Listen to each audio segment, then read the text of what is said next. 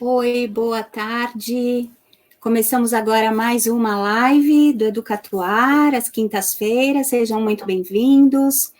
Hoje nós estamos aqui para conversarmos sobre um assunto bastante importante, bastante polêmico, que tem interessado a todos, que é o retorno às aulas presenciais.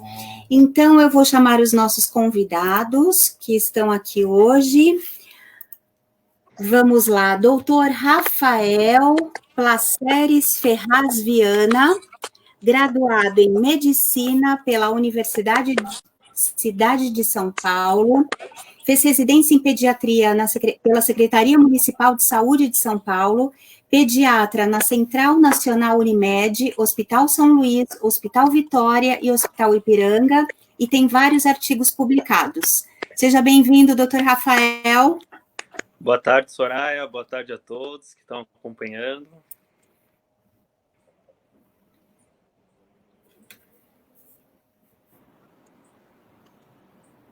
Doutor Francisco Ivanildo Oliveira Júnior, graduado em Medicina pela Universidade Federal do Rio Grande do Norte, residência médica no Instituto de Infectologia Emílio Ribas, fez mestrado em doenças infecciosas e parasitárias na Faculdade de Medicina da USP, coordenador do Serviço de Controle de Infecção Hospitalar e gerente de qualidade assistencial do Sabará Hospital Infantil e supervisor da equipe médica do ambulatório do Instituto de Infectologia Emílio Ribas. Seja bem-vindo, doutor Francisco. Obrigado, Soraya. Boa tarde a todos aí que estão nos acompanhando para a gente discutir esse assunto tão importante, né? É isso aí. Então, vamos conversar, né? Começar a conversar um pouquinho. As aulas presenciais vão ser retomadas, provavelmente em setembro. Muitas são as dúvidas, né? Tanto dos pais, quanto dos gestores e dos professores de todas as escolas. Eu vejo que são muitas as informações vindas aí das redes sociais. As pessoas muitas vezes acabam demonstrando um certo temor sobre a epidemia aí do novo coronavírus, da pandemia, na verdade, ainda mais quando os dados nem sempre são seguros, né, e que nos dão certa tranquilidade. Então, começamos aí com uma série de esclarecimentos, de dúvidas, derrubadas de ansiedades, de preocupações, para que se tenha um panorama geral da real situação que nós estamos passando. E aí surgem várias perguntas. Mandaram ou não as crianças para a escola? Quais melhores procedimentos? Não é muito cedo voltarmos para as escolas? Que riscos as crianças e os adultos correm? Né? As crianças são vetores ou não? Entre outras questões aí. Então, eu penso que, assim, respostas corretas, definitivas, eu acho que para esse momento nós nem temos, mas algumas orientações podem ser dadas, né? Então, hoje nós estamos aqui com vocês dois profissionais aí da saúde, que vão nos ajudar a refletir sobre esses pontos importantes em relação à reabertura das escolas e principalmente em relação aos cuidados essenciais para a saúde de todos nós. Inicialmente, então, para quem está nos ouvindo, os doutores vão dar um panorama geral a respeito da situação da saúde no país, as implicações aí de saúde pública, de ida ou não para a escola, e em seguida nós vamos responder as questões que foram colocadas aí nos nossos comentários na página do Face. Caso vocês queiram fazer outras perguntas, por favor, fiquem à vontade de registrarem aí no chat também, que na medida do possível nós vamos procurar atendê-los, tá bom? Então, vamos lá, doutor Rafael, doutor Francisco, fiquem à vontade. Ok. Então, a ideia inicial, assim, vou falar rapidamente, até para a gente ter bastante tempo para discutir, tirar dúvidas, né? Fazer aquele bate-bola que eu acho que é o mais interessante. Mas, inicialmente, eu queria colocar todo mundo na mesma página, quer dizer, as informações da pandemia estão aí disponíveis para todo mundo, né? Mas para a gente uniformizar a informação. O que é que a gente tem hoje em termos de números? Então, desde o início da pandemia, lá no começo de janeiro, na verdade, os primeiros casos apareceram no final de dezembro do ano passado, até agora a gente já tem quase 1 milhão, quase 15 milhões de casos confirmados no mundo inteiro, né? Então, são os dados oficiais da Organização Mundial da Saúde. Aqui no Brasil, a gente ocupa, tristemente, a segunda posição no mundo em número de casos, né? É óbvio que essa posição não é agradável para ninguém, mas quando a gente considera o ajuste do número de casos, isso aí é muito importante, é uma coisa que a gente, talvez algumas vezes a gente vá falar, né? É mais importante do que o número absoluto de casos, é o número de casos em relação à população que a gente tem, né? Então, quando a gente considera isso daí, a gente cai um pouco, mas mesmo assim continua sendo um número bastante elevado. A gente só perde para os Estados Unidos em termos de número total de casos e em termos de número total de óbitos que já passaram dos 80 mil. O estado de São Paulo representa mais ou menos 20% dos casos e dos óbitos no Brasil, né? Então, a gente tem aí em torno de 400 mil casos e pouco mais de 20 mil óbitos. E nas últimas semanas, o que a gente percebeu aqui, né, e aí vindo mais para perto, né, a maioria das pessoas que estão nos assistindo provavelmente são aqui da grande São Paulo, do estado de São Paulo, apesar de no início da pandemia o número de casos está muito concentrado em São Paulo, capital, e na grande São Paulo, né, em alguns municípios aqui mais próximos a São Paulo, o que a gente observou nas últimas semanas, nas últimas 4 semanas, quer dizer, há pelo menos um mês, é o que a gente chama de interiorização da epidemia, né? Então, a gente foi vendo gradativamente, né, a epidemia se estendendo para as cidades do interior, inicialmente nas grandes cidades, Campinas, Ribeirão Preto, Botucatu, né?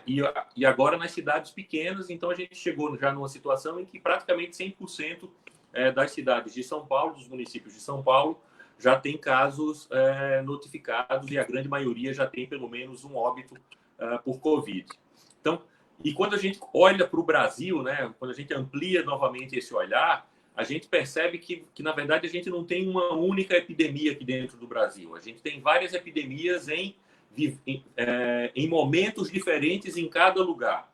Então, aquilo que a gente fala e que se aplica hoje, né, aqui para a cidade de São Paulo, para o município de São Paulo ou para a grande São Paulo, não se aplica necessariamente a uma cidade do interior e muito menos para uma cidade em outro estado. Mesmo dentro do mesmo estado, existem essas variações. Então, a primeira coisa que a gente precisa considerar é que, quando a gente está discutindo a possibilidade de reabertura de escola para um processo que pode acontecer, né, existe uma previsão para acontecer lá por volta do dia 8 de setembro, então a gente tem pelo menos 40 dias aí para frente, a gente está fazendo, de certa forma, um exercício aí de futurologia, porque a gente não sabe como é que vai estar a situação para lá. É óbvio que existem epidemiologistas, existem formas de se fazer previsões, né, matemáticas baseadas em modelos, né, da forma como a epidemia está se comportando, e aí, dependendo das coisas, como é que elas se comportem, o que é esperado, né, em que situação a gente espera estar em setembro para que seja possível a abertura das escolas. Mas pode ser que a situação mude de condições, né? Pode ser que a gente tenha uma piora ou, pelo contrário, as coisas evoluam de uma maneira muito melhor do que a gente espera. Não é muito provável, mas não é impossível. Então, de qualquer maneira, a gente, quando chegar mais perto, a gente vai ter que ir, vamos dizer assim, fazendo um ajuste fino e saber realmente se vai ser possível essa abertura, em que grau isso daí vai ser possível. E uma coisa que é muito importante, né, que a Soraya falou mais cedo, é que qualquer coisa que a gente fala em relação a essa doença nesse momento, ela pode ser modificada, né? A gente está num processo ainda de aprendizagem, né? É uma doença que a gente só conhece há pouco mais de 6 meses.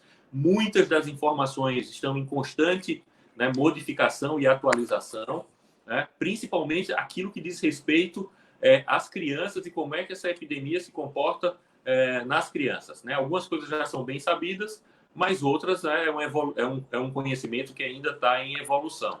Então, a gente não pode se arriscar muito em fazer previsões, né, que a gente tipo queime a língua, dizer assim, olha, isso é absolutamente certo, nesse momento não existe nada absolutamente certo, né? Tudo é muito variável, muito relativo, e o que a gente espera, né, nesse bate-papo é poder fornecer o máximo de informação possível para os pais, para permitir, né, aos pais, aos professores, enfim, a toda a comunidade que está acompanhando isso com a gente, uma tomada de decisão bem embasada. Principalmente para tranquilizar mais as pessoas, né, doutor Francisco? Exatamente. Eu acho que mais do que tranquilizar, orientar, né? Porque com informações que sejam mais possivelmente seguras, né? Porque hoje em dia, com acesso à informação, acaba procurando-se em qualquer veículo de transmissão notícias relacionadas ao coronavírus, relacionadas às crianças, relacionadas às escolas, e nem sempre a gente encontra essas respostas. Como o doutor Francisco falou, é uma doença que a gente está estudando há 6 meses, né? É um período muito curto para ter um entendimento por completo em relação à doença, né? Existem doenças que a gente demora anos para ter um entendimento, ainda não tem, né? E vão nessa busca. É que por ser uma questão de uma doença infecciosa, infecto-contagiosa, a gente tem essa questão de uma preocupação comunitária, né? E principalmente por ela ser facilmente transmissível. E a questão, principalmente, que eu acho que uma das dificuldades que o Brasil vem enfrentando, não só o Brasil, acredito que no mundo, mas claro que os países em desenvolvimento vão ter uma repercussão muito mais significativa, é em relação de 3 pilares. Parece que eles traçarem planejamentos que correm paralelo, como economia, a questão da educação e a questão da saúde. Houve-se muitas divergências no começo, daquela disputa de economia mais importante, a saúde é mais importante, e agora, recentemente, começou a bater a preocupação em relação às escolas, né? E a gente tem visto, tenho certeza que o doutor Francisco tem vivenciado bastante isso também, mas as demandas em relação a atendimentos das crianças caíram muito nesses últimos tempos, e principalmente pelo fechamento das escolas, né? Pela suspensão das aulas. Essa questão das doenças que são mais comunitárias, elas deixaram de ser transmitidas porque as crianças não estão tendo essa circulação.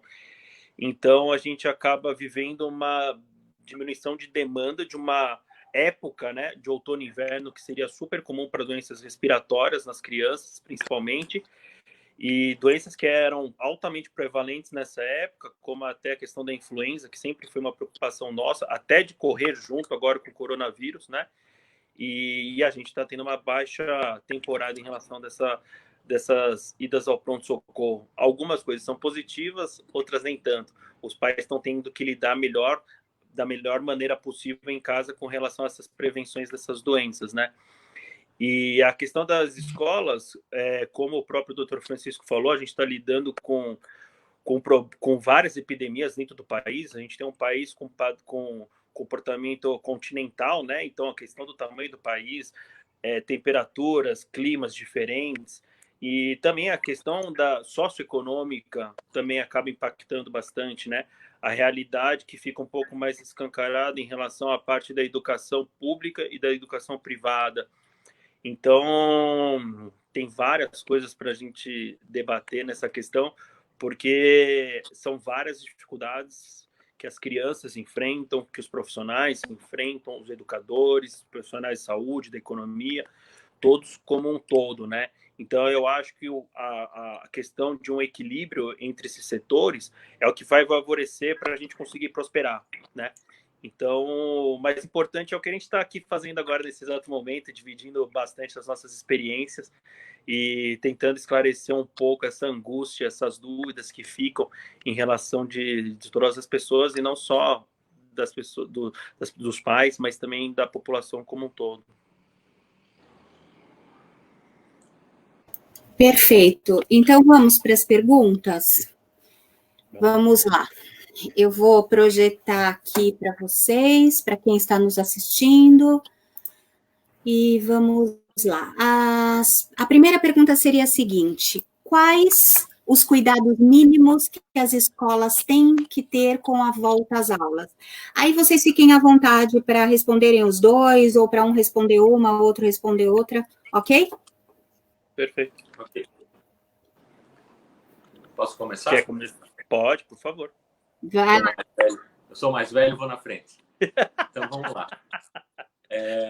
Então, a primeira questão é assim, uma vez definido, né, e eu acho que essa é uma questão que, apesar da gente já ter até uma data, né, que está definida para uma provável abertura para a escola, eu acho que a gente tem que ver isso ainda como uma coisa aberta, né, porque a gente não tem uma bola de cristal, como eu falei no começo, para saber o que é que vai acontecer aí no mês de julho, no mês de agosto, qual que vai ser a tendência, tá? De qualquer forma, é muito importante que exista todo um processo de preparação da escola, pensando na possibilidade da reabertura. Quer dizer, e o que é que envolve essa preparação? Eu entendo que essa preparação envolve alguns pilares, né? Algumas ações separadas.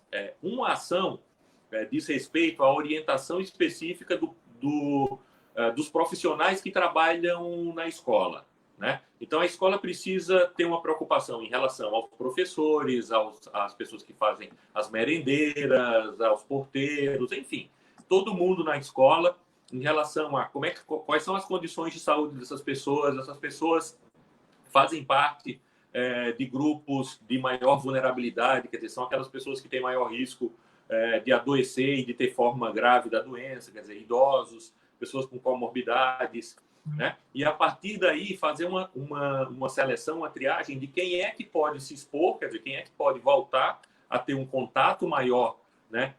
Tanto entre adulto e adulto, quanto entre adulto e criança, tá? E aquelas pessoas que forem enquadradas como pessoas de maior vulnerabilidade, essas, preferencialmente, elas devem ficar afastadas e, se for possível, fazendo algum tipo de trabalho domiciliar, fazendo lá o famoso home office ou algum tipo de atividade dentro da escola, mas que não tenha contato direto com as outras crianças e o mínimo de contato com os outros profissionais. Muitas vezes a gente vê as pessoas se preocupando muito do contato dos professores, das merendeiras, dos porteiros com as crianças, mas a gente tem que pensar que é muito importante também como é que esse contato vai acontecer entre as pessoas adultas, tá? Até porque a prevalência, né, de doença entre os adultos ainda é muito maior do que nas crianças, tá? Então, essa é a primeira preocupação. Uma vez definido quem é que pode trabalhar, essas pessoas elas precisam ser capacitadas, elas precisam ser orientadas em relação ao que é essa doença, quais são os principais sintomas, como reconhecer, qual que vai ser a política da escola em relação a... Se eu identificar uma criança de risco, uma criança que eu considero que tem sintoma, o que é que eu vou fazer com essa criança? Quer dizer, eu capacitar o corpo da escola. A partir daí, eu preciso fazer a mesma coisa com os pais. Então, não adianta que a escola saiba exatamente o que fazer, como identificar uma criança doente, se os pais também não souberem. Então, os pais precisam, e eles precisam, em qualquer processo de retomada, né, eles precisam ter um comprometimento muito grande, ter uma participação muito intensa nesse processo, porque por mais que a escola monte um esquema de triagem fantástico na entrada da escola, a gente sabe que a grande parte das crianças, né, e isso acontece com adultos também, mas com criança é mais verdadeiro ainda, não tem febre ou não apresenta febre nos primeiros dias. Então, simplesmente medir a temperatura da criança na entrada da escola vai fazer uma aglomeração e não vai detectar os casos. Então, os pais precisam ser orientados a identificar dentro de casa, né, situações de risco, crianças que possam ter sintomas, e eles precisam ser orientados também que essas crianças não podem ser levadas para a escola.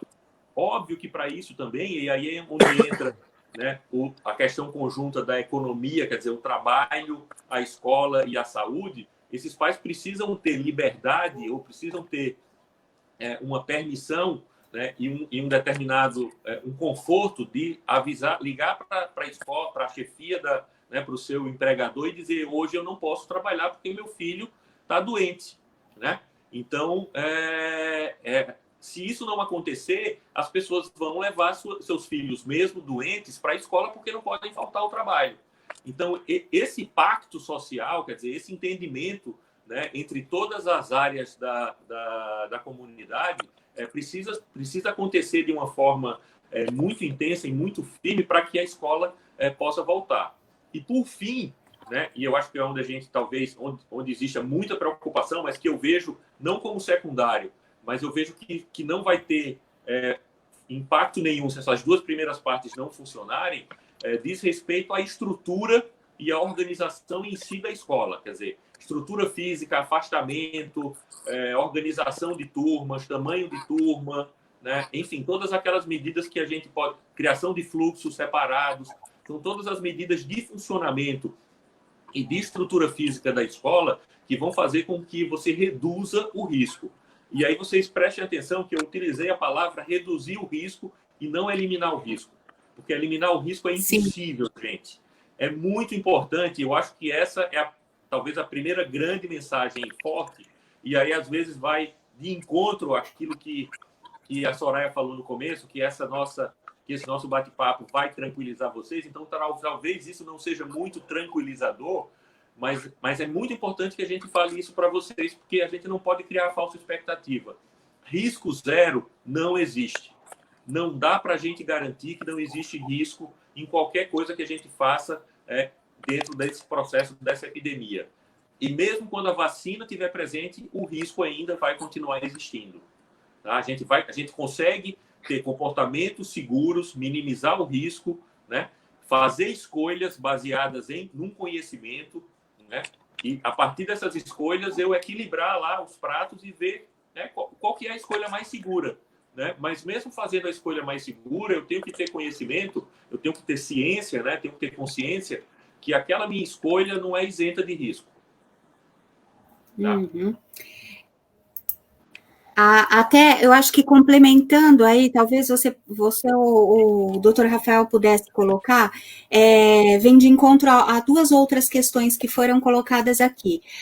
A questão da febre, que não é sintoma para o Covid, né, tanto no caso de crianças quanto de adultos, o que a escola poderia fazer nesse retorno, e algo que você também colocou em relação a se o aluno e o funcionário for assintomático, como a escola pode contribuir para evitar a contaminação? Será que uma testagem prévia à abertura seria um caminho? A questão... A febre pode ou não aparecer, né? Não é uma coisa que é um sinal que vai ser presente, né? Sempre. E a questão da testagem seria a forma mais ideal que a gente conseguisse, que fosse uma coisa acessível e rotineira, né?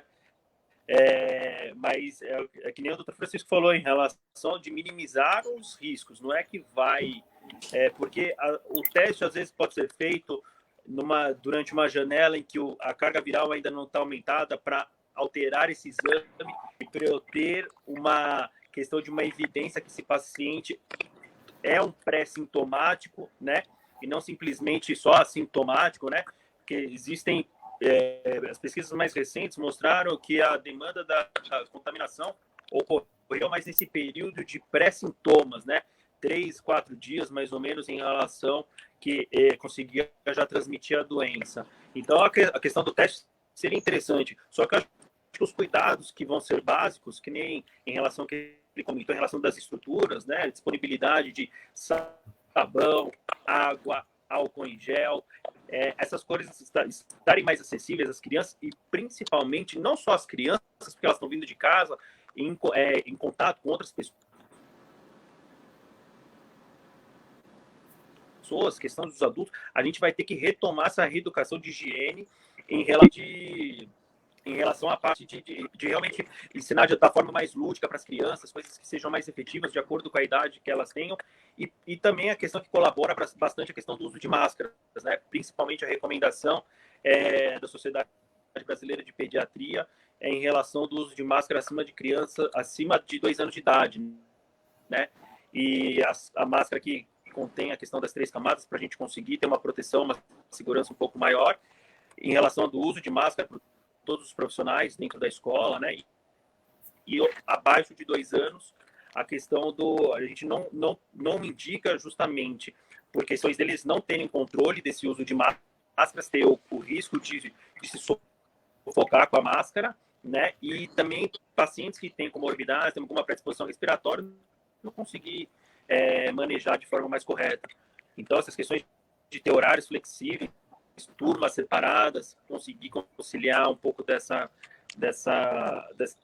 estratégia vai ser importante para o dia a dia. Doutor Rafael, acho que o seu áudio está cortando um pouquinho. Tem gente aqui no chat falando. Eu achei até que fosse a minha conexão. Se você conseguir dar uma reestruturada aí, por favor, porque está ficando ruim para a gente te ouvir. Por favor. Melhorou alguma coisa ou não? Acho que agora sim. Bom, a gente vai continuar. Melhorou sim. Qualquer coisa, perfeito. Acho que agora a sua tela ficou paralisada, mas enfim. Alô? Oi, Rafael. Rafael está meio congelado. Ficou congelado. Melhorou? Agora a voz sim, mas agora você ficou com a sua imagem congelada. Ainda está congelado ou não? Ainda está congelada a sua imagem. Deixa eu... Veja o que você consegue. Bom, vamos continuar aqui falando sobre as máscaras, doutor Francisco. Também nós temos aqui duas perguntas. Primeiro, em relação às máscaras, que a gente já puxa esse assunto. Sabemos que alunos e funcionários terão que trocar as suas máscaras durante o horário das aulas. Qual é a melhor maneira para a realização das trocas e de quanto em quanto tempo devem ser trocadas e como deve ser feito o descarte? E, além disso, uma outra pergunta também, que também tem a ver com máscara, máscaras de tecido e descartável têm o mesmo tempo de durabilidade? Ok.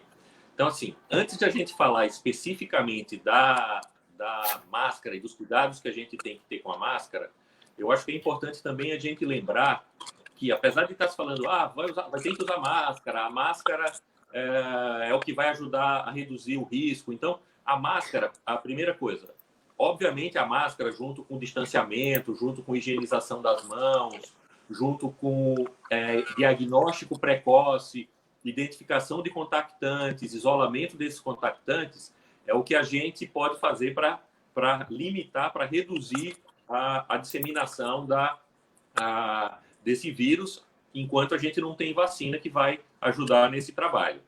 Agora, a máscara ela tem uma série de limitações.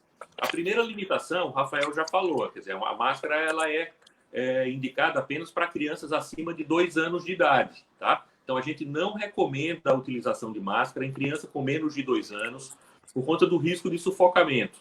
Não só crianças com menos de 2 anos, mas qualquer criança ou qualquer pessoa, na verdade, de qualquer idade que tenha problemas respiratórios ou problemas cognitivos, que possam não ser capazes de retirar a máscara, por conta do risco de sufocamento. Mesmo crianças maiores, crianças entre 2 e 6 anos de idade, a gente há de convir que vai ser muito difícil a gente garantir que essa criança permaneça continuamente utilizando essa máscara. Vamos pensar em cada um de nós quando tem que utilizar a máscara para sair ou dentro do nosso trabalho. Eu sou profissional de saúde e tenho que ficar o dia inteiro dentro do hospital com a máscara. É extremamente cansativo, né, e desgastante. Chega uma hora que a gente tem que tirar a máscara. A gente tem que tirar a máscara para respirar melhor. Imagine com as crianças, isso vai acontecer. Então, a gente tem que saber que essa proteção oferecida pela máscara, ela é limitada. E, principalmente nas crianças menores, as crianças do ensino básico, né, as crianças até 6 anos de idade, essas crianças, a gente não pode lançar todas as nossas fichas, apostar, né, que a proteção vai ser conferida pela máscara e pelo afastamento. Porque, naturalmente, essas crianças se aproximam. As crianças elas vão se beijar, elas vão se abraçar. Você não vai conseguir fazer com que essas crianças mantenham aquele afastamento. Você pode criar determinadas condições para reduzir o risco, diminuir tamanho de classe, diminuir tamanho de turma, fazer com que elas não sentem todas na mesma mesa. Então, você diminui, mais uma vez, você diminui o risco, mas você não elimina. Você tem que contar que ele está lá presente. Para as crianças maiores e para os adolescentes, a máscara, e para os adultos, né, os professores, o restante os profissionais da escola, aí sim, a gente tem que contar com a utilização da máscara e com o distanciamento. É isso que vai reduzir o risco, né? E aí, para aquelas pessoas que estão utilizando a máscara, E aí, lembrando que fora do ambiente do hospital, o que a gente tem disponível e o que a gente vai poder utilizar são as máscaras de tecido, né, de dupla camada ou preferencialmente de tripla camada.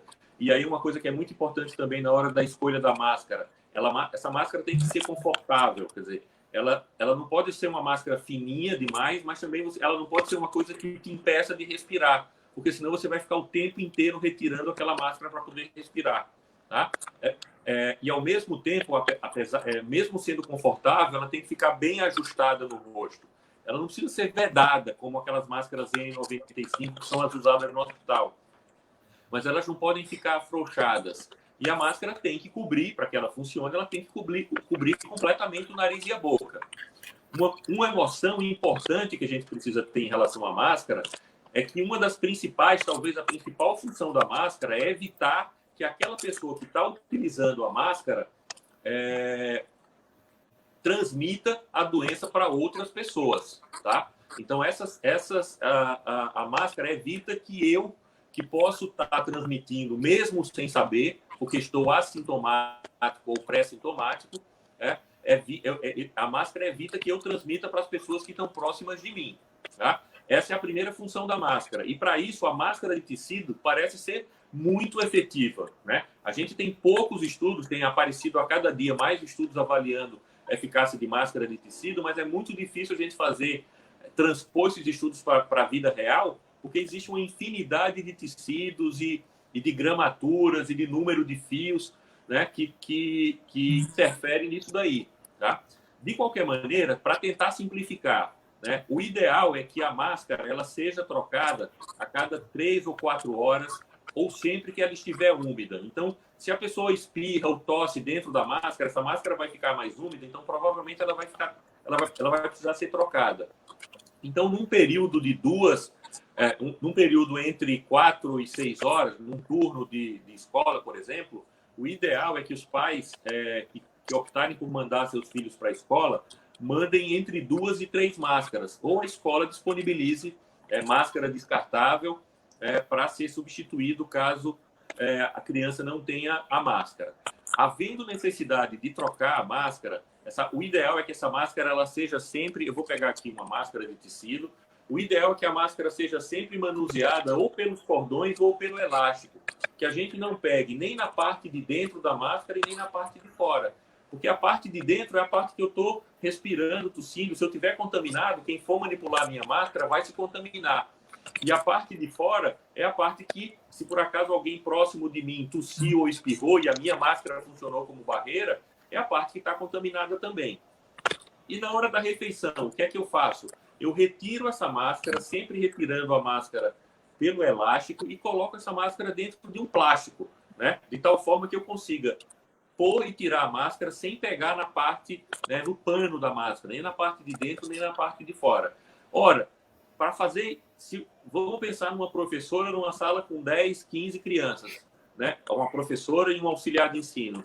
Provavelmente é o professor e o auxiliar de ensino que vai ter que fazer isso para uma criança, sei lá, talvez menor do que 8 anos de idade, talvez a partir de 8 anos a criança já seja capaz de fazer isso sozinha.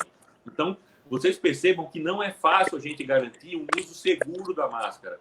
Por isso que a máscara, quer dizer, o papel, a importância da máscara dentro da retomada, dentro da volta para a escola, eu acredito que ela seja aplicável, ela seja limitada para as crianças de ensino médio, né, para as crianças e do fundamental maior, né, aquelas crianças a partir de 10, 11 anos de idade, as crianças que já estão depois da 6ª série, né, entre 6º e 9º ano, e as crianças do médio, tá?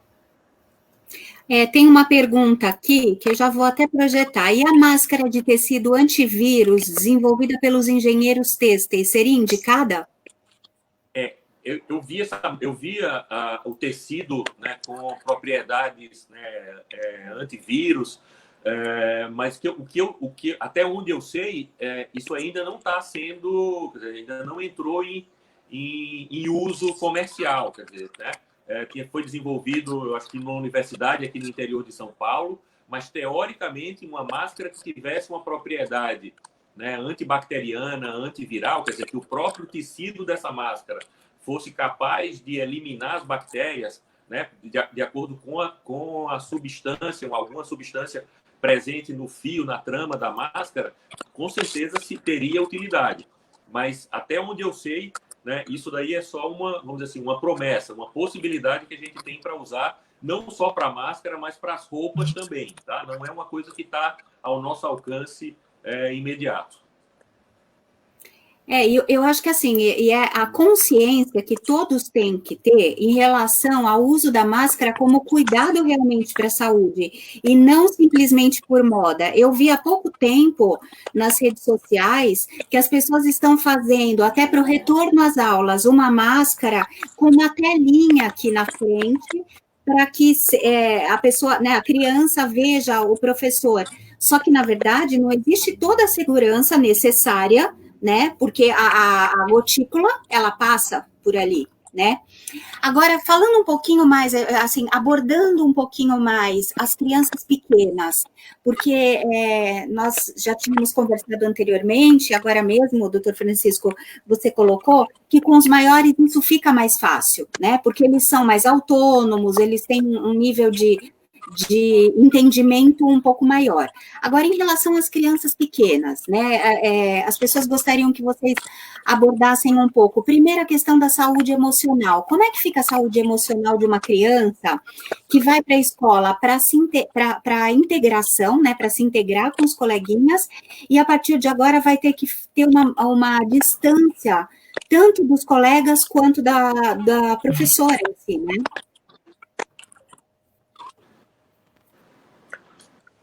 Doutor Rafael? Na verdade, é um desafio. É um desafio, porque principalmente que a gente não consegue controlar todas as atitudes que elas tenham, né?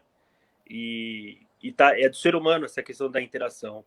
Na verdade, nós adultos não sabemos lidar muito bem com isso. Você imagina crianças que sejam menores de 2 anos, totalmente espontâneas. Eu cheguei a pegar até no consultório já criança de 7 anos de idade, transtorno do espectro autista, que já tem pouco contato com dessa questão de contato físico mesmo, e assim que acabou a consulta ela me deu um abraço, totalmente espontânea, totalmente sem os pais falarem nada, e a minha reação foi simplesmente retribuir o abraço. Então, nem ele, nem eu, a gente não pensou em nada na hora. Então, eu fiquei pensando, você imagina a dificuldade dessas crianças, principalmente abaixo de 2 anos, como é que seria essa questão, como que seria essa experiência, né? E a questão principal, não tem como, a própria fase abaixo de 2 anos, essa fase maternal, né, pré-ensino fundamental, vai ter que ter uma rotatividade maior, né? Vai ter que ter uma diminuição desse fluxo, essa porcentagem de alunos vão ter que ser menor no espaço, né? Para que consiga manter essa questão do distanciamento e uma menor circulação possível, né? Em relação desses agentes transmissores. Porque a gente conseguir explicar para uma criança realmente desde bebê até mais ou menos a faixa etária de 3, 4 anos de idade, é super difícil essa compreensão deles.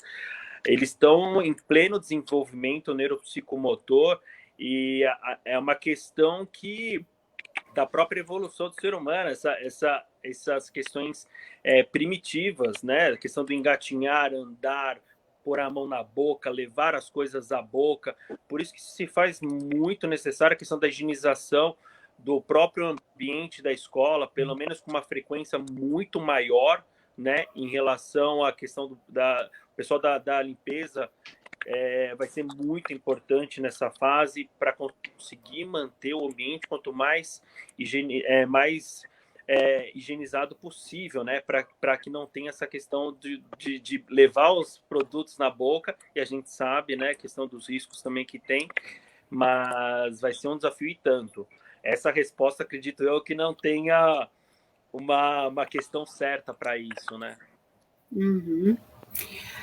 Ainda falando dos menores, né, vocês acham que é possível, que seria viável a educação infantil voltar antes que uma vacina seja disponibilizada e, apesar dos cuidados das escolas, a família se sentir segura Essa é uma questão, e a outra questão também que tem em relação aos menores é os professores de berçário, eles correm mais riscos por realizarem várias trocas de fraldas de bebês? Tá. Em relação à educação infantil, e aí vamos pensar das crianças desde a creche, né? E a questão isso versus a vacina.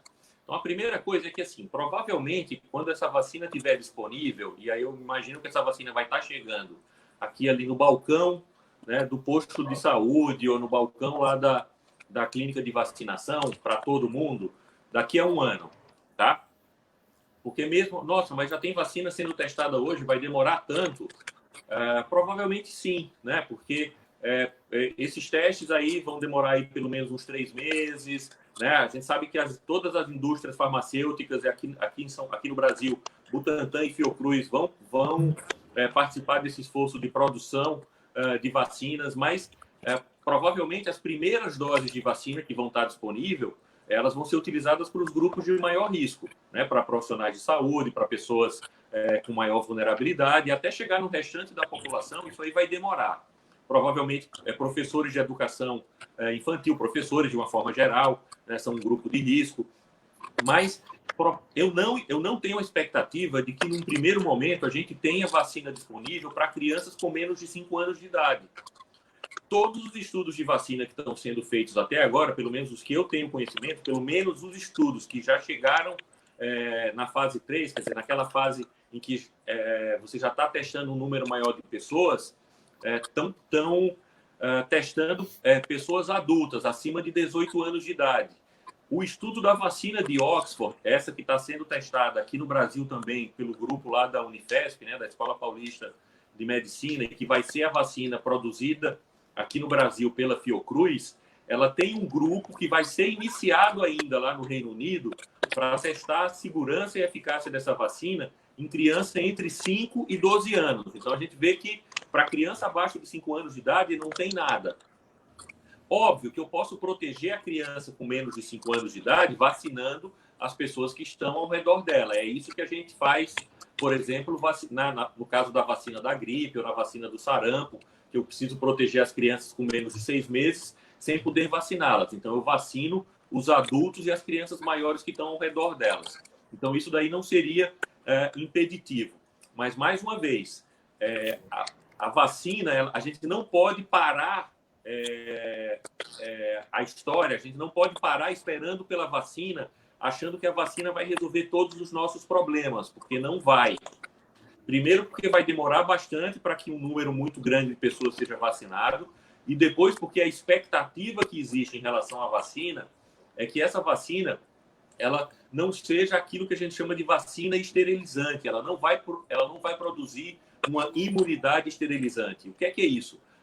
Essa vacina, provavelmente, ou pelo menos a primeira geração de vacinas que vai surgir, ela não vai impedir que as pessoas se infectem. Ela vai impedir que as pessoas adoeçam ou que tenham formas graves da doença, como acontece hoje, por exemplo, com a vacina da gripe. Além disso, já começa a surgir em vários grupos a questão da hesitação vacinal e a questão da antivacinação, né? Existe um estudo feito lá nos Estados Unidos em que 27% da população falou que não tomaria a vacina contra o coronavírus. 1/4 da população. Então, assim, vocês vejam bem, a vacina, como qualquer medida de proteção de massa, assim como a máscara, ela só funciona se todo mundo ou se uma grande porcentagem de pessoas aderir. Então, vocês percebam que mesmo para crianças pequenas ou em qualquer idade, a gente não vai conseguir, é isso que eu vou repetir, né? Vocês vão ficar chateados, a gente não vai conseguir zerar esse risco, a gente vai conseguir reduzir o risco com associação de medidas que vai envolver limpeza ambiental, identificação precoce de sintomas, manutenção de distanciamento. Ora, mas a gente vai voltar para a escola e vai manter distanciamento? Vai! A gente vai voltar para a escola, mas a escola, se voltar, a escola não vai poder fazer festinha junina, festinha do Dia dos Pais, do Dia das Mães, né? Vai ter família que vai ficar feliz da vida porque não vai ter esse tipo de festinha, né? Mas tem quem goste.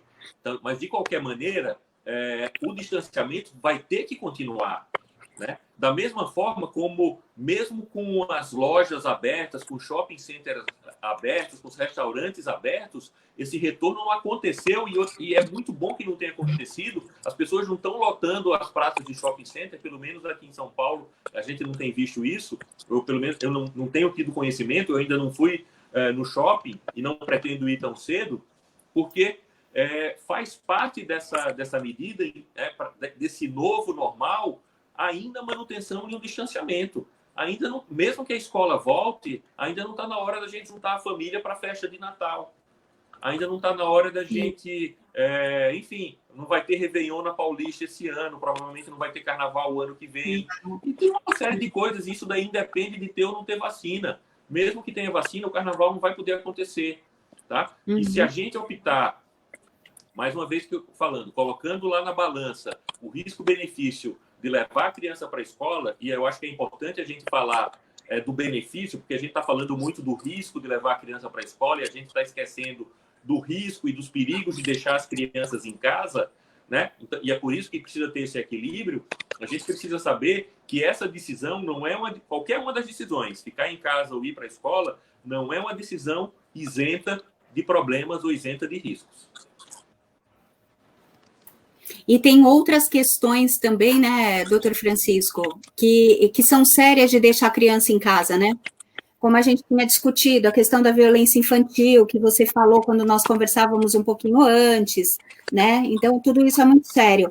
Então, eu acho que uma das perguntas também que veio aqui no chat foi, então, seria o caso de voltar depois da vacina? Então, na verdade, a resposta já foi dada, não, né? Agora, doutor Rafael, você poderia aqui me ajudar? Seria o caso, então, por exemplo, ajudaria os professores usarem aventais descartáveis, talvez, na educação infantil ou não? Eu acho que tem seus grandes riscos, porque quanto mais medidas de proteção a gente usa, mais risco também a gente tem para contaminar, porque o manuseio deles é muito difícil, né? Inclusive, é um grande problema nos hospitais, né, nos centros de saúde. Uma das maiores taxas de contaminação é justamente na hora de se proteger, né? Uhum. Então, tem todo um cuidado, tem todo um preparo, tem toda uma sequência a ser seguida. E vou te falar, não é fácil. Se a gente, que nem o Dr. Francisco falou, essas questões da máscara cirúrgica, da N95, máscaras que sejam mais... que sejam de uso para ambiente hospitalar de atendimento, né? A gente já tem essas preocupações. Você imagina numa escola em que os professores tenham esses cuidados e o risco de contaminação também vai existir. Não é uma coisa que está isenta, né? Então, tem todo o seu cuidado também. Não é uma segurança a mais. Agora, uma outra questão aqui. As crianças, elas podem ser consideradas vetores em relação à contaminação de outras pessoas? Indo para a escola, né? No caso, os professores e os funcionários, eles também podem ser transmissores para suas famílias? Principalmente para os idosos, existiria aí a necessidade de se fazer um isolamento também em relação às pessoas mais idosas? Tá. Existe, óbvio, né, uma preocupação muito grande, e esse é um dos principais motivos de, normalmente, quando você tem uma epidemia ou uma pandemia, suspender as aulas, né, ou paralisar as escolas, como foi feito agora, porque para outras doenças, como no caso, e o principal modelo utilizado para isso é o modelo da influenza, né, da gripe. Então, nas epidemias de influenza, e mesmo na sazonalidade, naquela variação que a gente tem todo ano, né, nos meses mais frios, em que as crianças têm mais gripe, têm mais resfriados, a criança é um vetor importante, né? Então, para a influenza, isso está muito claro, né? Então, a gente sabe que a criança tem um papel importante na transmissão da influenza, em levar, né, pegar a influenza na escola, levar para casa, contaminar o pai, a mãe, o irmãozinho mais novo que não está indo para a escola ainda. E essa era uma preocupação que existia, né, e ainda existe, ainda não está completamente esclarecido, em relação ao coronavírus. Mas, aparentemente, né, os estudos que têm sido feitos mostram que a criança talvez não seja um vetor tão eficiente assim para o coronavírus como ele é para a influenza, tá? Então, talvez a criança não tenha toda essa importância dentro da cadeia epidemiológica, dentro da transmissão da influenza. É muito importante a gente ter ciência também que essas conclusões, elas foram... a gente chegou a essas conclusões baseada em uma situação, em um momento em que as crianças não estão indo para a escola. Então, a gente não sabe, né? A gente vai aprender isso agora que os países lá na Europa, na Ásia já reabriram, né? Se com as crianças voltando a ter mais interação, se o pico dentro da comunidade vai aumentar de uma forma significativa. Aparentemente, não. O que a gente tem visto muito na Ásia e mesmo nos Estados Unidos é a transmissão associada a interações sociais entre adultos. É na balada, é no barzinho, é na vida noturna onde está acontecendo esse grande número de transmissões. Então, talvez a criança não tenha todo um papel tão importante assim. Tá?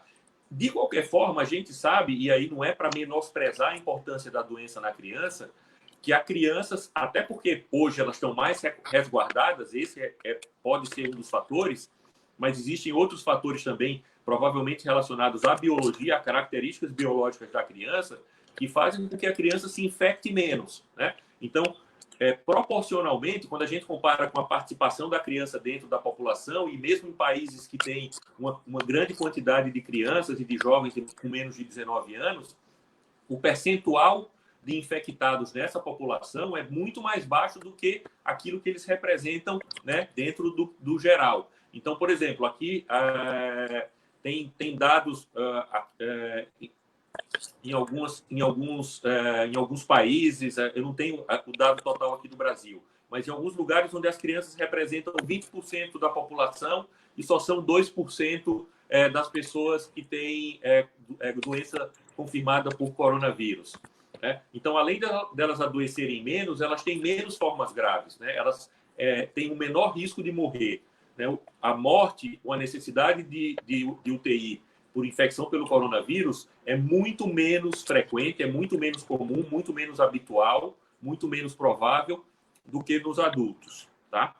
Então, o papel da criança, ele é provavelmente secundário dentro desse processo de transmissão. O que não significa, de forma nenhuma, que a gente não tenha que considerar e não tenha que observar, né, uma vez ocorrendo a reabertura, porque eu imagino que se dentro da rede pública isso é uma coisa que é questionável, principalmente por conta das questões relacionadas à estrutura física, a contratação de número de pessoas, eu acredito que na rede privada é muito difícil a gente deter essa reabertura, né? Existe uma pressão muito forte, né, de todos os lados para que essa reabertura aconteça.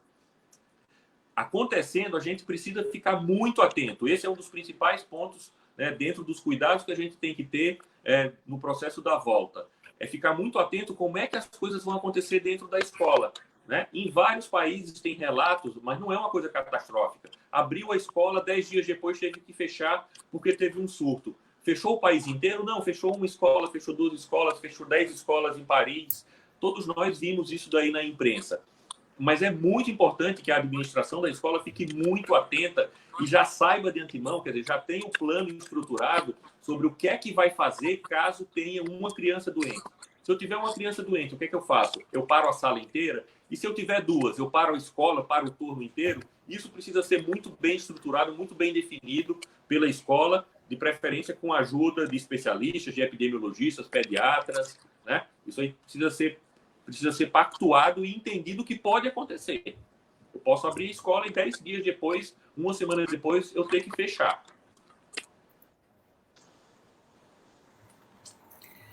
Antes de eu passar, tem uma pergunta específica para o doutor Rafael, mas antes disso, eu acho que também você, doutor Francisco, você acabou respondendo algumas perguntas que falam sobre a questão da volta no dia 8, né? Se seria uma data segura, se, como você disse, tem alguns países, tem alguns estados que retornaram, mas depois disso tiveram que parar, então não seria precipitado retornar? E qual seria efetivamente o contágio nas escolas, mesmo com os protocolos estabelecidos? Acho que já basicamente foi respondido, né, por você. Eu acho que é uma questão de analisar caso a caso, né? É uma decisão difícil realmente, né? Essas são as colocações de muitas pessoas aqui no chat também, e a preocupação ainda muito grande com os menores. E aí a pergunta para o doutor Rafael, e eu vou juntar até duas. Primeiro aqui você poderia falar sobre como ocorreria as orientações de troca de fralda, alimentação e hora do sono para os bebês no berçário, e manter as vacinas das crianças em dia pode ajudá-las a ficarem mais resistentes ao coronavírus? Bom, vamos por partes. Em relação da vacina, não tem nenhuma correlação à questão de imunizar ou proteger diante do coronavírus. O que a gente acaba orientando é que a questão que se faz, super importante, inclusive, saiu dados recentes em relação do Ministério da Saúde, que 90%, 92% da população alvo foi vacinada diante da vacina da gripe, né? O que é muito importante. Por quê? Porque se porventura essas pessoas ficarem doentes, a hora que elas chegam para um contato, uma avaliação de um profissional, a gente já consegue trabalhar melhor a situação da análise clínica do paciente. O que eu vou pensar? Não, ela está vacinada contra a questão da vacina da gripe, então eu já começo a ter um raciocínio clínico diferente, de descartar algumas doenças, principalmente a questão da influenza, que a gente está vivendo também uma época que era que é mais presente. Então, isso ajuda numa análise de diagnóstico, mas não que ela vai estar mais protegida diante do coronavírus. A questão não é nem essa. E principalmente no momento que a gente está vivendo, em relação da antivacina, né, alguns movimentos que estão crescendo bastante, e é o que o doutor Francisco falou, não adianta eu ter uma porcentagem da população protegida. Não, se faz necessário a gente ter uma maioria para justamente eu conseguir ter essa proteção e ter essa melhor segurança. Em relação da higienização, as trocas de fralda, em relação a ter um horário, não acredito que tenha um horário específico, vai de acordo com a questão fisiológica de cada criança. O mais positivo que seja é a questão do método de segurança, em relação dos meus cuidados na hora de eu manejar. Principalmente que existe a possibilidade, né? Os trabalhos ainda estão sendo executados, mas existe a possibilidade de ter essa transmissão fecal. Então, o uso de máscara, o uso de luvas, toda a proteção que seja necessária tem que ser utilizada. Agora, nenhuma vai ser... Não adianta a gente estipular a questão de horários, porque aí eu arrumo outros problemas. Uma que nem todo mundo vai ter o mesmo horário para poder ter o hábito intestinal, o hábito urinário. Eu corro o risco de ter alguns comprometimentos, como irritação da pele, ou até mesmo risco secundário, até uma infecção urinária, principalmente no caso das meninas. Então, esse cuidado, eu acho que deve continuar o que a gente sempre teve, né? O que as creches sempre tendem a ter em relação dos cuidados de higiene das crianças na creche. E mesmo em casa, com toda a questão da proteção de higienização, eu acho que essas questões não precisam ser pensadas. E agora, em relação à quantidade de crianças por sala, em relação ao distanciamento, essa também essa tem sido uma dúvida grande aí das pessoas. Levando em consideração, né, no caso até de quem trabalha pelo município, ter que retornar quando for solicitado, e mesmo em escola particular, qual a quantidade ideal de crianças por turma nesse momento? Considerando tanto a faixa etária da educação infantil quanto dos maiores. Tá. Assim, qual a opinião de vocês? Eu vi em uma publicação até da Prefeitura de São Paulo, uma publicação até bastante interessante, eu recomendo que vocês procurem. Eu recebi por WhatsApp, mas eu acredito que no site da Prefeitura deva ter, ele se chama Guia de Recomendações para a Reabertura de Escolas. Tá? É um documento, um material da Prefeitura de São Paulo. Então, nesse material, eles usam uma estimativa de 4 metros quadrados por criança. Tá? O que é importante? O número de crianças, então, vai depender do tamanho da sala. Né? Então, o que é importante é ter a possibilidade de você ter um afastamento entre uma carteira ou entre uma mesinha e outra de pelo menos 1 metro. Sabendo que para as crianças pequenas esse afastamento ele é relativo, porque na primeira oportunidade a criança vai sair, vai na mesinha, né, vai encontrar com o outro. Isso é mais importante para as crianças maiores. Né? Em algumas escolas, né, fora do Brasil, e mesmo aqui no Brasil, eu já vi fotografias de escolas que estão reabrindo na região norte, no Amazonas, instalação de protetores, né, de barreiras de material transparente, tipo acrílico ou plexiglass.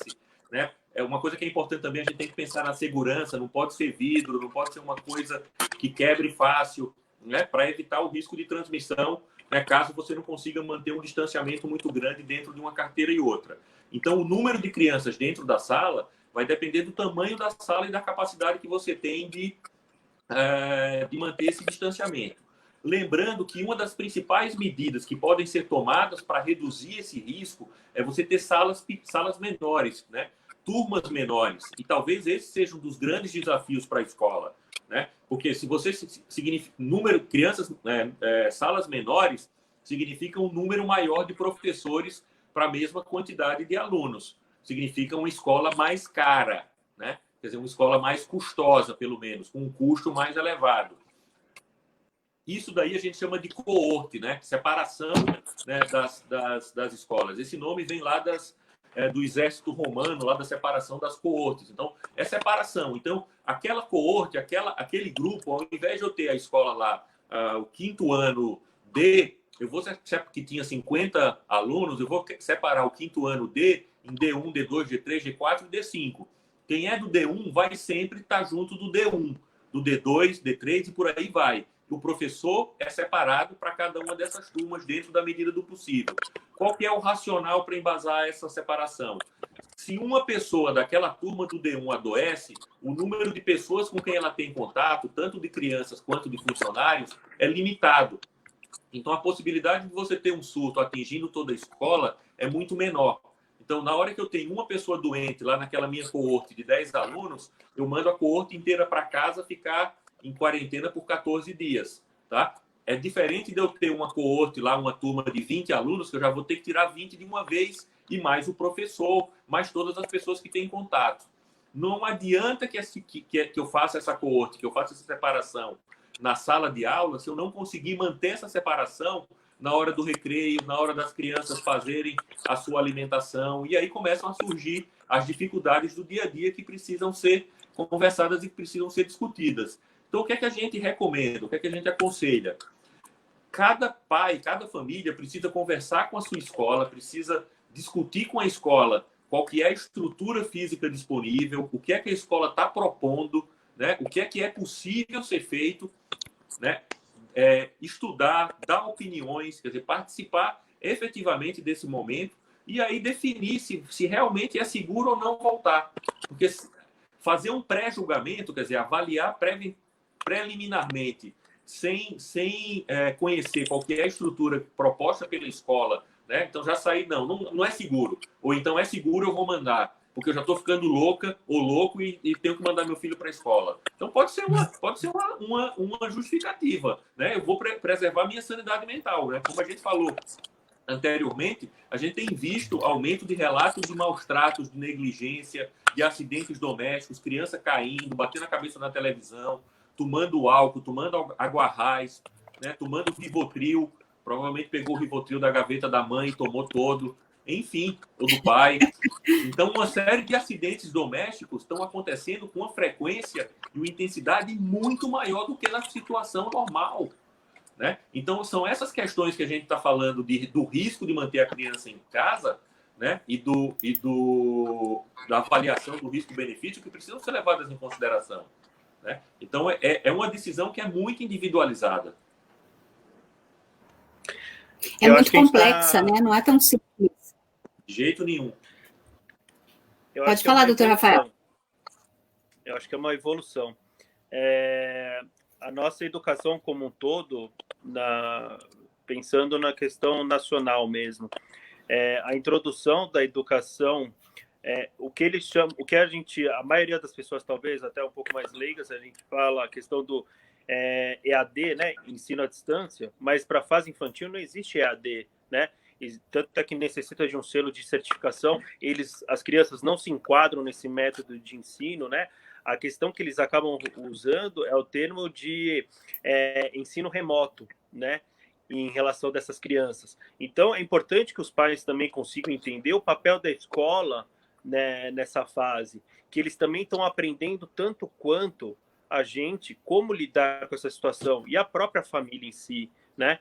Então, tem de compreender, de participar melhor. Tem pais que estão se fazendo mais presentes agora pela proximidade para ter um entendimento do que está acontecendo dentro da escola. Putz, eu nem sabia que meu filho estava estudando isso, nem sabia que tinha essa lição de casa, eu nem sabia que tinha essa atividade. Nossa, essa é a professora dele. E isso tem sido muito frequente. E conciliar o trabalho, educação e todos esses cuidados de saúde é muito complicado para todos nós. Não é fácil, mesmo porque tem se mostrado efetiva a questão do home office, de algumas profissões terem o privilégio de conseguir estar em casa, sendo menos expostos, terem um desempenho melhor no serviço, porém com uma carga maior de trabalho também. Então, as crianças acabam sendo prejudicadas também nesse aspecto, porque o pai não vai participar da aulinha da criança. Então, essa questão de manter uma rotina também dentro de casa é muito bacana. Eu tenho um revezamento com a mãe para conseguir dar uma atenção especial para a criança, para estar por perto, porque as crianças mais velhas, elas vão ter uma questão de... Elas são muito mais inibidas para essas atividades. As crianças abaixo de 6 anos, não. Então, eu preciso estar do lado, eu preciso estar de olho no que está acontecendo, principalmente na realidade das escolas hoje em dia, em questão que a gente vai acabar, pela falta de proximidade, por exemplo, bullying é uma coisa que não existe na questão presencial, mas o cyberbullying fica presente. Então, os pais também precisam estar de olho nesses bate-papos das crianças à distância, porque hoje em dia a questão do tempo de tela aumentou muito, né? Os pais acabam terceirizando essas atividades, então deixam as crianças mais tempo no celular, o que acaba sendo nocivo, esse aumento de tempo para eles, essa questão de pouca interação familiar, as refeições não serem juntas. Então, todos precisam da sua participação. A educação tem grande parte que vem para casa e teve-se um entendimento que ela e foi transferida para a escola. Então, os pais estão tendo um pouco dessa noção da dificuldade dos professores no dia a dia e estão valorizando isso, né, de uma forma meio que realmente vivenciando aquilo que se vive dentro da sala de aula, né, em relação a esse relacionamento. Então, eu acho que os professores também não tinham esse preparo, né, em relação desse ensino à distância. Imagina quem não tem essa estrutura de internet, essa estrutura de material, essa questão de ter uma página na internet para eu conseguir atrair meus alunos. Mas eu acho que encontro que o Dr. Francisco falou em relação, eu acho que esse trabalho vai crescer, tá? Essa questão de ensino à distância, eu acho que vai crescer, se faz necessário num momento como esse, e eu acho que a gente acaba aprendendo muita coisa também, até para desenvolver certas coisas na criança, mas tem algumas que ficam super difíceis, como a alfabetização. É uma fase muito difícil, ou como a fase pré-vestibular, né? Então, essa questão da gente ter uma adaptação da escola para essa nova realidade, para a compreensão da família em relação do papel da escola na formação das crianças, e também a questão de adequar, enquanto algumas crianças estão na escola fisicamente, as que estão em casa vão ter que ter essa atividade em casa, porque senão a gente vai acabar gerando mais, vai necessitar de mais recursos financeiros e vai encarecer um serviço que, na verdade, já necessita muito de investimento, e nem sempre tem. E essa discrepância do serviço privado e do público, mais do que nunca, vai estar presente. Então, essas medidas protetivas e essa mobilização do sistema político em relação do Ministério da Educação, junto com o governo federal e com as prefeituras e com os governos do estado, vai ter que se fazer mais presente, porque mais do que nunca a gente percebe o quão fundamental é a saúde, a educação dentro de um sistema como o nosso, que tem uma economia bem avançada, né, dentro de um padrão mundial. Perfeito. E só mais a última pergunta, até porque assim nós já passamos em 15 minutos aí do nosso horário. É em relação ao transporte escolar. Já foram duas perguntas aqui em relação a isso, né? Em relação ao retorno das crianças que utilizam transportes coletivos e o transporte escolar também, né? As vans escolares, quais devem ser os cuidados? Eles devem voltar junto ou não? Olha, da mesma, acho que a mesma preocupação, quer dizer, que a gente tem em relação a número e a proximidade, a gente precisa ter quando vai considerar a van, o ônibus, né? Quer dizer, aquelas crianças que vão de ônibus transporte público, trem, metrô, né? O que é que a gente... São crianças maiores ou vão acompanhadas dos pais. O que é que a gente pode oferecer ou o que é que a gente pode recomendar em termos de aumento de segurança? Para as crianças que já têm possibilidade, a utilização da máscara enquanto estiver dentro do transporte, a higienização das mãos, né? Principalmente depois que sai, que tem contato com várias superfícies, aquela barra de segurança, né? Então, isso daí é importante.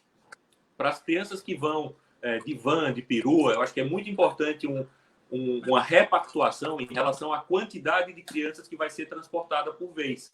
Porque não adianta eu, na escola, manter um distanciamento de 1,5 metro, 2 metros de uma criança para outra e colocar todas aglomeradas dentro da van da escola, tá? Então, essas vans, elas precisam, provavelmente, vão ter que transportar um número menor de crianças, né?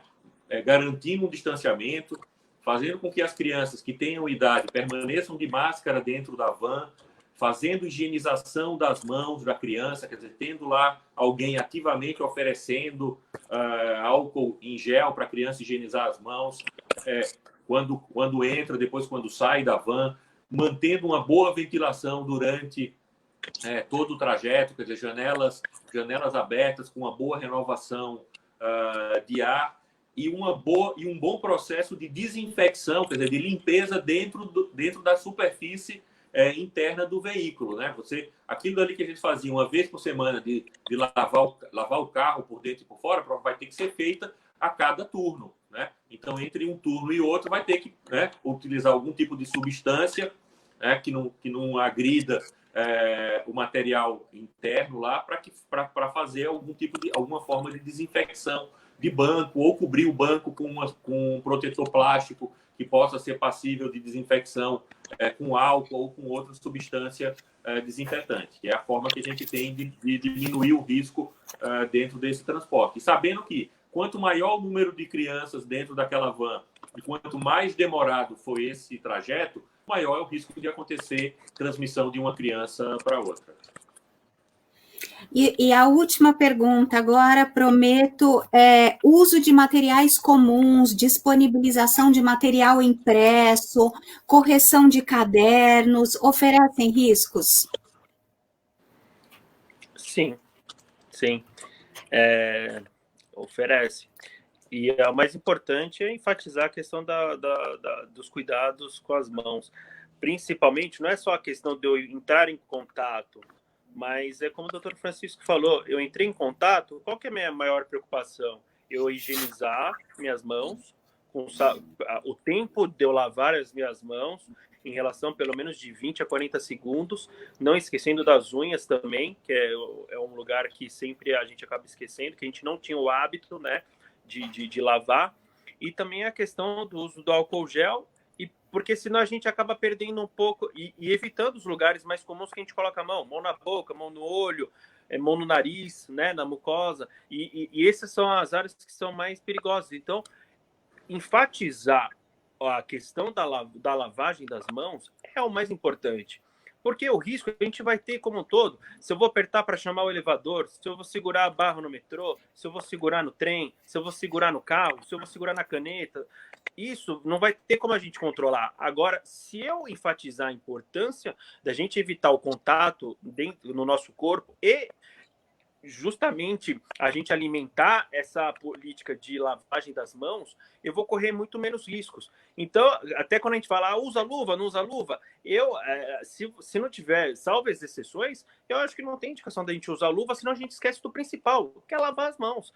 Então, assim, pode corrigir? Pode manusear todos esses materiais? Pode, contanto que a gente não se esqueça de lavar as mãos, que acho que é o mais importante. Se tiver uma dica que a gente consiga dar para todos, é usar máscara e lavar as mãos e cuidar com a nossa roupa, material, né, sapato. Mas acho que o principal é essa questão da gente não esquecer desses nossos hábitos de higiene, né? E que eu acho que é uma coisa que tende a ficar. Cuidar de nós. Claro, doutor Francisco, pode falar. Eu acho que isso daí, né, que o Rafael falou, é de fundamental importância. Quer dizer, muitas vezes a gente dá um peso muito grande à roupa, ao sapato, à luva, né? Uma das coisas que mais me afligem é ver as pessoas andando de luva na rua ou ir no supermercado e ver o caixa de luva ou uma pessoa de luva. Porque aquela pessoa que está usando luva, ela está pegando com aquela luva em tudo, sem fazer higienização, porque a gente não lava a luva. Então, assim, uma coisa que eu sempre falo para as pessoas é assim, gente, o bicho, a maçaneta, ela pode estar contaminada, mas o bicho, né, o vírus, ele não vai pular da maçaneta na sua cara. É você que vai colocar a mão e depois vai colocar a mão na boca, no nariz, no olho. Então, você não precisa ser o louco do borrifador e sair limpando tudo se você higienizar as suas mãos, tá? Não, eu brinco com a história do louco do borrifador porque minha esposa é meio a louca da borrifadora. Ela sai com um borrifador de álcool, né? E ela no trabalho, ela diz que vai borrifando tudo. Eu falei, mas não adianta, mas não precisa você ficar borrifando tudo, né? Se você você souber que eu toquei numa superfície de alto contato, uma maçaneta, um teclado do computador, um mouse, onde várias pessoas têm contato, o que é que eu preciso me conscientizar? Que eu tenho que higienizar as mãos. Então, é higienizar as mãos com muita frequência. O bicho não vai sair da sua roupa e entrar na sua boca ou entrar no seu nariz. É você quem vai levar com a sua mão.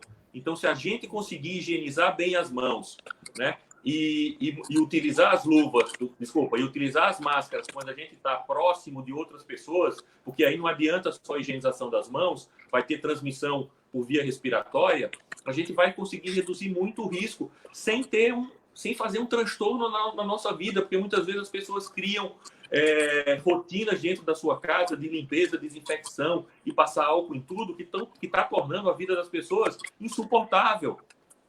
Então, eu acho que se a gente pensar, conseguir entender, e é isso que eu falo, se a gente conseguir passar para as pessoas, educá-las em relação a como é que é a maneira de transmissão das infecções e como é que eu faço para quebrar essa transmissão, vai ficar muito mais fácil para todo mundo. Eu entender atrapalhando até a questão de saúde mental, né? Sem dúvida, sem dúvida. Você fica mais neurótico. Com certeza, você acaba ficando o tempo inteiro querendo limpar as coisas, não querendo sair de casa, com medo de pegar no elevador, né? E é isso. Mas eu acho que foi super esclarecedor. Os nossos seguidores aqui elogiaram bastante vocês. Eu agradeço a todos que estiveram aqui conosco. E eu acho que fica o que o doutor Rafael e o que o doutor Francisco também disseram, né? Lavar as mãos, vamos lavar as mãos, vamos usar as máscaras. E eu acho que assim também, cuidar de nós mesmos para poder cuidarmos dos outros também, né? Eu acho que é um momento em que a gente aprendeu com essa pandemia aí, que eu não posso olhar só para mim mesma, mas que eu tenho que olhar para mim, para que isso eu tenha um resultado no outro também, né? É o coletivo, não é só o individual, né? Então, agradeço muito a vocês. Agora eu passo a palavra para vocês se despedirem. Por favor, Francisco. Doutor Francisco? Eu comecei até... Tá bom. Eu agradeço aí o convite, a oportunidade de falar. Eu gosto, né, porque eu acho que faz parte do meu papel como médico, como infectologista, né, também educar. Eu acho que a gente consegue bastante contribuir de uma forma positiva, impactar positivamente a vida das pessoas, se a gente consegue educá-las em relação àquilo que é importante e que vai ter impacto na sua saúde, né? E aí, só mais a última coisa, prometo, eu falo bastante, é a importância da vacina, né? Mais uma vez, falar da importância não da vacina do Covid, essa também vai ser muito importante, mas das outras vacinas, né? Mesmo aquelas que não, mesmo a gente sabendo que elas não vão influenciar em relação ao adoecimento do Covid. Mas o pior que poderia acontecer agora é a gente ter, junto da epidemia de Covid, a gente ter uma epidemia de sarampo, a gente ter uma epidemia de paralisia infantil, e o que a gente não pode correr o risco é de ter uma diminuição da cobertura vacinal. E é isso que já está acontecendo em alguns lugares, porque as pessoas estão com medo de levar as crianças para ser vacinadas, né? Ou levar o adulto, levar o idoso para ser vacinado, e a cobertura vacinal está caindo. Então, a gente não pode deixar isso acontecer. Senão, além da Covid, a gente vai ter outras doenças também e que a gente pode prevenir através da vacinação. É isso. Legal ver a Josi. A Josi foi minha professora. Que bacana. Eu acho, assim, a mensagem final que eu queria deixar é em relação da gente valorizar mais as coisas simples, como a questão do educar, que é super importante, e educação em todos os sentidos, não só em relação da parte das escolas, mas a educação de saúde pública, em relação dos cuidados que a gente tem que ter, vínculo tanto com a escola, vínculo tanto quanto o profissional de saúde. A saúde preventiva, ela traz grandes benefícios para uma população, e a vacina está entre elas, que nem o Dr. Francisco mencionou. Então, a gente cuidar da caderneta da criança, da caderneta do adulto, nunca é tarde para vacinar. Então, não é só exclusivo para as crianças que a gente tem que ter essa preocupação, os adultos também correm esses riscos. Então, tem adultos que têm a carteira de vacina atrasada e às vezes nem sabem porque não faz as consultas de rotina. Então, mais do que nunca, ter esse vínculo. Para quê? Para a gente evitar idas desnecessárias ao pronto-socorro, encarecer esse serviço, porque hoje em dia é o que a gente faz. A gente acaba tendo uma mudança dessa política em que os convênios acabam ficando mais caros, a saúde fica mais cara, e valorizar a questão do Sistema Único de Saúde, que é a questão dessa disponibilidade das vacinas em relação a esses acessos. Hoje a gente vê, em comparação aos outros países que não têm saúde pública tão forte em relação de acessibilidade, que você vê a dificuldade, o quão caro fica para eles ficarem doentes. Então, essa questão da gente fortalecer essa prevenção, da gente ter os postos de saúde, da gente ter esses ambientes em relação de setores secundários e terciários, é muito importante a gente valorizar isso. Hoje a gente vê o quão é difícil a organização dentro de uma saúde. Hoje a gente vê o quão difícil você está dentro de um sistema público de saúde e de você depender dele. Então a gente tem que cuidar disso, a gente tem que exigir, a gente tem que cobrar dos nossos governantes esse cuidado. Então, eu acho que é super importante a gente valorizar esses cuidados com as crianças desde já, porque é desde pequeno que a gente aprende. Então, e fortalecer esses cuidados preventivos para eu saber e tomar todas as medidas que são necessárias para que a escola não sofra impacto, para dentro de casa não sofra impacto e para que os avós também não sofram os impactos. Então, obrigado pela oportunidade, aprender sempre aqui com o Dr. Francisco, ótima oportunidade, tem um infectologista bem bacana, eu acho que acaba sendo muito seguro essas informações para todos nós, é muito enriquecedor a gente ter também a visão da parte da escola. Então, é um assunto que com certeza correria por horas aqui se a gente conversasse, com certeza tem muito mais assunto, mas queria agradecer pela oportunidade e muito obrigado a todos. É isso aí. Viva o SUS! Obrigada. Viva! É isso aí. Bom, eu agradeço muito a vocês todos. Quero lembrar que semana que vem nós estaremos aqui de volta e nós faremos a última live da nossa temporada. E o tema vai ser o que pudemos aprender com essa pandemia, que eu acho que muito essa pandemia trouxe para cada um de nós, né? Para nossas histórias de vida. E a partir de agosto, nós mudaremos um pouquinho o enfoque do Educatuar. Eu lanço o curso online Ensino Híbrido, que é um pouquinho do que o Dr. Rafael falou, dessa tendência online aí, né? É a tendência do retorno às aulas. O ensino híbrido, a tendência para volta às aulas presenciais. A partir de amanhã, vocês já terão no Educatuar a todas as informações, como fazer as inscrições, e aí o nosso encontro vai ser às 18 horas, que aí fica fácil para aquelas pessoas que estão dando aula remota à tarde, e aí já conseguem ficar um pouco mais livre para que a gente tenha essa conversa. Tá bom? E também quero informar aqui que em pouco tempo nós chegamos a 1.000 seguidores hoje. Hoje nós estamos, acho que, com 1.003 ou 1.004 seguidores. Então, eu agradeço a todo mundo, agradeço aos seguidores, a todas as pessoas que compartilharam aí a nossa página. Continuem nos acompanhando, tá bom? Um grande beijo para vocês, uma boa noite e até semana que vem. Boa noite. Boa noite.